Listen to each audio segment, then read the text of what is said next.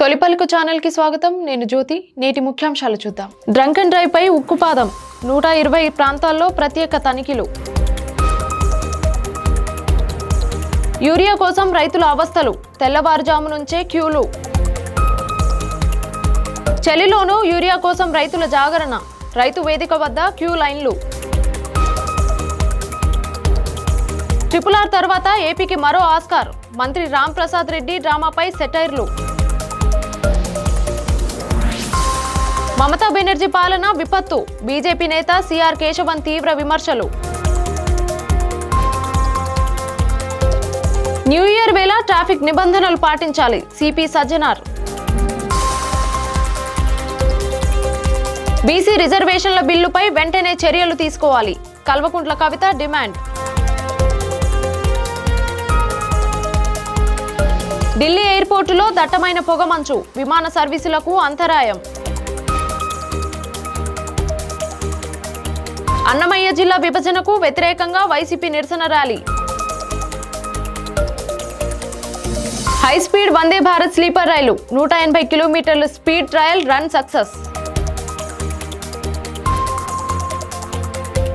అయోధ్యలో రామ్ జన్మభూమి ప్రతిష్ఠ దివాస్ వేడుకలు. మంత్రి రాజ్నాథ్, సీఎం యోగి హాజరు. న్యూ ఇయర్ వేడుకల సందర్భంగా హైదరాబాద్ పోలీస్ కమిషనర్ సజ్జనార్ మందుబాబులకు కఠిన హెచ్చరికలు జారీ చేశారు.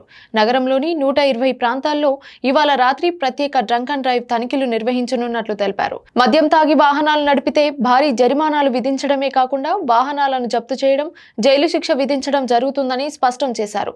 డ్రైవింగ్ లైసెన్స్ ను కూడా రద్దు చేస్తామని హెచ్చరించారు. అలాగే ర్యాష్ డ్రైవింగ్, బహిరంగ ప్రదేశాల్లో న్యూసెన్స్ చేస్తే కఠిన చర్యలు తప్పవని సిపి సజ్జనార్ తెలిపారు. ప్రజలు బాధ్యతతో వ్యవహరించి నూతన సంవత్సరాన్ని సురక్షితంగా జరుపుకోవాలని సూచించారు.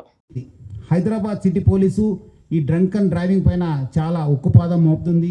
ఒక న్యూ ఇయర్ దృష్టిలో పెట్టుకొని మనము ఎక్కువ టీమ్స్ పెట్టడం జరిగింది. ఆల్మోస్ట్ 126 టీమ్స్ పనిచేయడం జరుగుతుంది.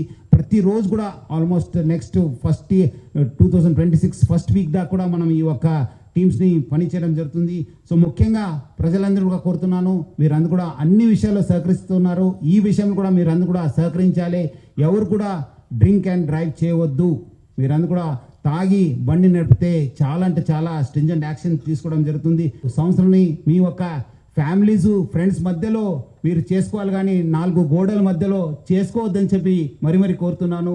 మెమొరబుల్ మిజరబుల్ గా చేసుకోవద్దని చెప్పి నేను మరి కోరుతున్నాను. అట్లానే ఈ యొక్క డేంజరస్ డ్రైవింగ్ పైన కూడా హైదరాబాద్ సిటీ ట్రాఫిక్ పోలీస్ చాలా గట్టిగా మనము ఎఫర్ట్స్ పెట్టడం జరుగుతుంది. ముఖ్యంగా హెల్మెట్ లెస్ డ్రైవింగ్ కావచ్చు, మైనర్ డ్రైవింగ్ కావచ్చు, రాంగ్ డ్రైవింగ్ కావచ్చు, దానిపైన కూడా చాలా అంటే చాలా ఫోకస్గా మనం పనిచేయడం జరుగుతుంది. మనం కూడా ఈ ట్రిపుల్ రైడింగ్ కావచ్చు, మన మొబైల్ ఫోన్ యూసేజ్ కావచ్చు, రాంగ్ సైడ్ డ్రైవింగ్ పైన చాలా మనము గట్టిగా ఎఫర్ట్స్ పెట్టడం జరుగుతుంది. ఈ మైనర్ డ్రైవింగ్లో ఎవరు పట్టుబడితే వాళ్ళ పేరెంట్స్ పైన కూడా కేసు కట్టడం జరుగుతుంది. మీరేదో వాళ్ళు అడుగుతున్నారు, మాకు ఇబ్బంది పెడుతున్నారంటే వాళ్ళకి ఏదో జాయ్ఫుల్ రైడ్ కోసం మీరు కీ ఇస్తే మీరు కూడా లోపల వెళ్లాల్సి వస్తుంది, మీ పైన కూడా కేసు వస్తుంది. సో ఎవరు కూడా పేరెంట్స్ ముఖ్యంగా పిల్లలకి చేతికి కీ ఇవ్వద్దు. డ్రైవింగ్ లైసెన్స్ వచ్చిన తర్వాతనే మీరు వెహికల్ ఇవ్వాలని చెప్పి కోరుతున్నాను. ఎరువుల కొరతతో రైతులకు మళ్లీ కష్టాలు మొదలయ్యాయి. కామారెడ్డి జిల్లా తాడ్వాయి మండలం ఎండ్రియాల్ గ్రామంలో యూరియా కోసం రైతులు తెల్లవారుజాము నుంచే క్యూలో నిలబడి అవస్థలు పడుతున్నారు. సరిపడ నిల్వలు లేకపోవడంతో గంటల తరబడి ఎదురు చూసినా ఎరువులు అందక ఆందోళన వ్యక్తం చేస్తున్నారు. సాగు పనులు మధ్యలో ఆగిపోతున్నాయని, ప్రభుత్వం వెంటనే స్పందించి యూరియా సరఫరా పెంచాలని రైతులు డిమాండ్ చేస్తున్నారు. పరిస్థితి ఇలాగే కొనసాగితే పంటలపైన తీవ్ర ప్రభావం పడుతుందన్న ఆందోళన వ్యక్తమవుతోంది. యూరియా కోసం రైతుల కష్టాలు కొనసాగుతున్నాయి. వరంగల్ జిల్లా చెన్నారావుపేట మండలం ఉప్పలారపల్లి గ్రామంలో రైతు వేదిక వద్ద తీవ్ర చలిని కూడా లెక్క చేయకుండా రైతులు రాత్రంతా జాగరణ చేస్తున్నారు. ఉదయం తొలివేళ నుంచే క్యూ లైన్లో నిలబడి యూరియా కోసం ఎదురు చూస్తున్నారు. సరిపడే ఎరువులు అందుబాటులో లేకపోవడంతో రైతులు తీవ్ర ఇబ్బందులు ఎదుర్కొంటున్నారు. ముఖ్యంగా మహిళా రైతులు చలిలో క్యూ లైన్లో నిలబడుతూ అవస్థలు పడుతున్నారు. అధికారులు వెంటనే స్పందించి యూరియా సరఫరా పెంచాలని రైతులు డిమాండ్ చేస్తున్నారు. RRR తర్వాత ఆంధ్రప్రదేశ్కు మరో ఆస్కార్ అవార్డు రానుందా అన్న చర్చ మళ్లీ మొదలైంది. మంత్రి రాంప్రసాద్ రెడ్డి నటనకు ఆస్కార్ ఇవ్వాల్సిందే అంటూ ఆయన అభిమానులు పట్టుబడుతున్నారు. అన్నమయ్య జిల్లా హెడ్ క్వార్టర్స్ ను రాయచోటికి తరలించిన అంశంపై మీడియా ముందే మంత్రి కంటతడి పెట్టుకున్నారు. కారు వెనకాలే ఉండగా ముందుకు నడిచి మళ్లీ వెనక్కి వెళుతూ భావోద్వేగ నాటకానికి తెరలేపారు. ఈ డ్రామా సోషల్ మీడియాలో వైరల్ గా మారడంతో ఇది పాలిటిక్స్ కాదు, పూర్తి స్థాయి నటన అంటూ విమర్శలు, సెటైర్లు వెల్లువెత్తుతున్నాయి. పశ్చిమ బెంగాల్ ముఖ్యమంత్రి, హోంమంత్రిగా మమతా బెనర్జీ పాలన పూర్తిగా విపత్తుగా మారిందని బీజేపీ జాతీయ ప్రతినిధి సిఆర్ కేశవన్ విమర్శించారు. అక్రమ చొరబాట్లు విపరీతంగా పెరిగిపోయాయని, దాని కారణంగా ప్రజల భద్రతకు, ముఖ్యంగా పశ్చిమ బెంగాల్ మహిళా శక్తికి తీవ్ర ముప్పు ఏర్పడిందని ఆయన ఆరోపించారు.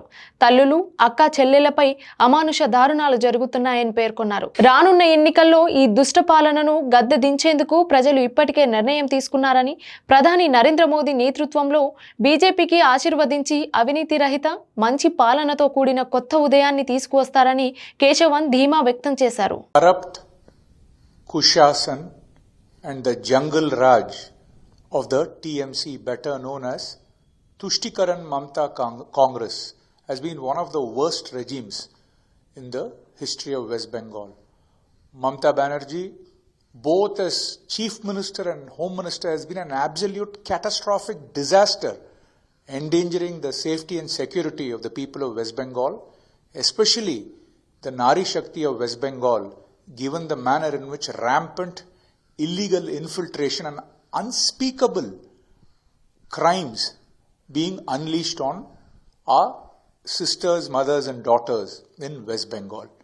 Not so long ago, there was a shocking incident where a TMC leader who was the chief of a Gram Panchayat in Malda district, she was a Panchayat Pradhan. There were allegations that this TMC leader was an illegal Bangladeshi infiltrator who had forged documents. When the Calcutta High Court directed the local subdivisional office, the SDO, to inquire into the matter, it was proved that this TMC leader had forged her identity and status, and she was removed from her post as the Panchayat Pradhan. This is the dangerous, precarious situation of illegal infiltration in Bangladesh due to the perilous politics of religious appeasement and polarization of Mamta Banerjee. And Mamta Banerjee is the Home Minister and also, more than that, a woman. And she has been totally inept and incompetent given the manner in which atrocities, attacks and assaults have been happening on the Nari Shakti in West Bengal. We have all seen what happened in Hanskali, Park Street, Sandesh Kali, RG Kar, and even recently, that doesn't seem to stop because Mamta Banerjee has utterly failed the women of West Bengal. This despotic TMC rule, riddled with oppressive misgovernance and intolerant misrule, has been a living nightmare for the people of West Bengal, which is why they have made up their mind. The people of West Bengal have made up their mind to boot out this evil regime of Mamta Banerjee in the upcoming elections and bless the BJP guided by Prime Minister Narendra Modi ji to usher in a new dawn in West Bengal of corruption-free good governance. Hyderabad police commissioner Sajjanar ప్రజలకు నూతన సంవత్సర శుభాకాంక్షలు తెలిపారు. కొత్త సంవత్సరం మధురమైన జ్ఞాపకంగా ఉండాలని, కానీ ట్రాఫిక్ నిబంధనలు ఉల్లంఘించడం, మద్యం తాగి వాహనాలు నడపడం లేదా మత్తు పదార్థాలు వినియోగించడం ద్వారా దాన్ని దుర్భరంగా మార్చుకోవద్దని ఆయన సూచించారు. ప్రతి ఒక్కరూ బాధ్యతతో ప్రవర్తించి రోడ్డు భద్రతకు సహకరించాలని కోరారు. నిబంధనలు పాటిస్తేనే న్యూ ఇయర్ వేడుకలు సురక్షితంగా, ఆనందంగా కొనసాగుతాయని సిపి సజ్జనార్ తెలిపారు. Hyderabad City Police Team, I wish everyone a happy new year. Please make this new year a memorable one. Don't make it miserable by involving in traffic violations, drunken driving and drugs, usage of drugs. So let us have a 2026 a memorable year. Wish you all a happy new year 2026. స్థానిక సంస్థల్లో వెనుకబడిన వర్గాలకు రిజర్వేషన్ల అంశంపై తెలంగాణ జాగృతి అధ్యక్షురాలు కల్వకుంట్ల కవిత కీలక వ్యాఖ్యలు చేశారు. బీసీ రిజర్వేషన్ల బిల్లు ప్రస్తుతం రాష్ట్రపతి వద్ద పెండింగ్ లో ఉందని తెలిపారు. ఈ పరిస్థితిలో రాష్ట్ర ప్రభుత్వం మున్సిపల్ ఎన్నికలకు సిద్ధమవుతుండడం ఆందోళనకరమని అన్నారు. వెంటనే అన్ని పార్టీల ప్రతినిధులతో కూడిన బృందాన్ని ఢిల్లీకి పంపి బిల్లుకు ఆమోదం సాధించారు గౌరవించాలని కాంగ్రెస్ ప్రభుత్వాన్ని డిమాండ్ చేశారు. మరో మార్గంగా ఏడాదికి పైగా బిల్లు పెండింగ్లో ఉన్న నేపథ్యంలో రాష్ట్ర ప్రభుత్వం రాష్ట్రపతి చర్యలపై సుప్రీంకోర్టును ఆశ్రయించాలని సూచించారు. ఇది తెలంగాణలోని 52% బీసీ జనాభాకు సంబంధించిన కీలక అంశమని కవిత స్పష్టం చేశారు. Telangana is pending with the Honorable President of India. Unfortunately, that being pending, the Gram Panchayat elections were recently held in Telangana. The BCs of Telangana have lost their opportunity to get 42% of these seats and the reservation. So next, the government again, state government is again preparing to go for the municipal elections. I am demanding the Congress government in Telangana that you please immediately take a all-party delegation to Honorable Prime Minister, demand him to pass our bills. Two, you have another way where you can approach the Supreme Court against the President of India. As a state government, you should file a case because it has been more than a year that the bills are pending with the Honorable President of India. This is regarding 52% of OBC population that is in Telangana. So more than half of your people are wanting reservations. I demand the government that you immediately go to the Supreme Court. Thank you. Jai Telangana. జాతీయ రాజధాని ఢిల్లీలోని ఈరోజు దట్టమైన పొగమంచు కమ్ముకుంది. ఢిల్లీ ఎయిర్పోర్టులో దట్టమైన smog కారణంగా విమాన రాకపోకలకు తీవ్ర అంతరాయం ఏర్పడింది. తక్కువ విజిబిలిటీతో భద్రతా కారణాల రీత్యా 78 అరైవల్స్ 70 డిస్పాచర్స్ ను రద్దు చేసినట్లు అధికారులు తెలిపారు. అదేవిధంగా 2 విమానాలను ఇతర ఎయిర్పోర్టులకు మళ్లించినట్లు వెల్లడించారు. పొగమంచు ప్రభావం కొనసాగితే మరిన్ని విమాన సర్వీసులు ప్రభావితమయ్యే అవకాశం ఉందని ఎయిర్పోర్ట్ వర్గాలు పేర్కొన్నాయి. ప్రయాణికులు విమానాల వివరాలను ముందుగా తెలుసుకొని ఎయిర్పోర్టుకు రావాలని సూచించారు. అన్నమయ్య జిల్లాను 3 ముక్కలు చేయడాన్ని వ్యతిరేకిస్తూ వైఎస్ఆర్సీపీ ఆధ్వర్యంలో నిరసన ర్యాలీ నిర్వహించారు. ఎన్నికల సమయంలో ఇచ్చిన హామీని ముఖ్యమంత్రి చంద్రబాబు నాయుడు నెరవేర్చాలని నాయకులు డిమాండ్ చేశారు. రాయచోటి జిల్లా కొనసాగిస్తామని ఇచ్చిన మాటను నిలబెట్టుకోవాలని ప్లకార్డులు పట్టుకొని నినాదాలు చేశారు. జిల్లా విభజనతో ప్రజలకు తీవ్ర అన్యాయం జరుగుతుందని, పరిపాలన గందరగోళం ఏర్పడుతుందని వైసీపీ నేతలు ఆరోపించారు. ప్రభుత్వం వెంటనే నిర్ణయాన్ని వెనక్కి తీసుకొని ప్రజల అభిప్రాయాన్ని గౌరవించాలని నిరసనకారులు డిమాండ్ చేశారు.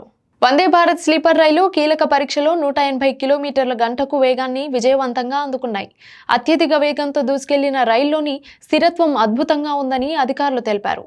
ట్రయల్ సమయంలో గ్లాసులో ఉంచిన నీరు ఒక్క చుక్క కూడా కింద పడకపోవడం విశేషంగా మారింది. ఈ పరీక్షలతో వందే భారత్ స్లీపర్ రైళ్ల భద్రత, కంఫర్ట్ స్థాయి స్పష్టమయ్యాయి. త్వరలోనే ఈ హైస్పీడ్ స్లీపర్ రైళ్లను ప్రయాణికుల సేవల్లోకి తీసుకురావాలని రైల్వే శాఖ భావిస్తోంది. ఉత్తరప్రదేశ్లోని అయోధ్యలో రామ్లల్ల ప్రాణ ప్రతిష్ఠ 2వ వార్షికోత్సవం సందర్భంగా ప్రతిష్ఠ ద్వాదశి వేడుకలు జరుపుకున్నారు. ఈ వేడుకలకు రక్షణ మంత్రి రాజ్నాథ్ సింగ్, రాష్ట్ర ముఖ్యమంత్రి యోగి ఆదిత్యనాథ్ హాజరయ్యారు. రామ్ జన్మభూమి ఆలయంలో ప్రత్యేక కార్యక్రమాల్లో పాల్గొని భక్తులతో కలిసి పూజలు చేశారు. ఈ సందర్భంగా ఆలయ పరిపాలకులు, భక్తులు కూడా ఉత్సాహంగా పాల్గొన్నారు. ప్రతిష్ఠ దివాస్ వేడుకలు ధార్మిక వైభవంతో పాటు భక్తి భావాన్ని మరింత సజీవం చేశాయి. ఇది ఇవాల్టి బులెటిన్ అప్డేట్స్. మరొక బులెటిన్తో మళ్ళీ కలుద్దాం. చూస్తూ ఉండండి తొలి పలుకు న్యూస్.